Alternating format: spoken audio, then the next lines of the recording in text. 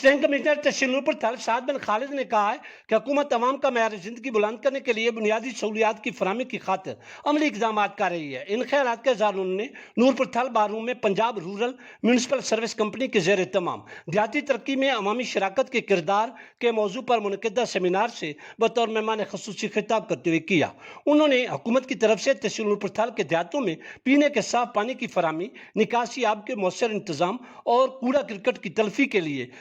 Programme کے آغاز کو مستحسن اقدام قرار دیا۔ سیمینار میں مختلف شعبۂ زندگی سے تعلق رکھنے والے افراد نے بھرپور شرکت کی۔ اس موقع پر مینیجر PRMSC تحصیل نورپور تھل شہد اسلم، اسسٹنٹ مینیجر ماحولیات Talat Aleem, assistant manager Shoaib Kabir, techno consultant Muhammad Kamran, assistant manager Tanveer Mark, BCC officer Malik بھائی سگو نے اظہار خیال کرتے ہوئے ورلڈ بینک کے تعاون سے فیز 1 کے تحت تحصیل نورپور تھل کی 11 یونین کونسلوں میں عوامی فلاح و بہبود کے اس پروگرام کی افادیت پر تفصیلا روشنی ڈالی۔ دوران سیمینار کسان بورڈ ضلع خوشاب کے رہنما راجہ محمد طارق مسعود ایاز، نمبردار ملک ساجد عباس بگور، سابق چیئرمین یونین کونسل جھرکل ایڈوکیٹ ملک عزیز حسین جاڑا، ایڈوکیٹ ملک سلیم رضا عوان، ایڈوکیٹ ملک نعمت سگو، سوشل ورکرز ملک حاجی شیر اقبال بگور، ملک محمد ایوب سگو اور دیگر شرکائے سیمینار کے مختلف سوالات کے تسلی بخش جوابات بھی دیے گئے۔ آخر پر صدر تحصیل بار اسٹیشن نورپور تھل ملک عبدالقیوم ظفر راداری نے خطاب کرتے ہوئے تحصیل نورپور تھل میں حکومتی سطح پر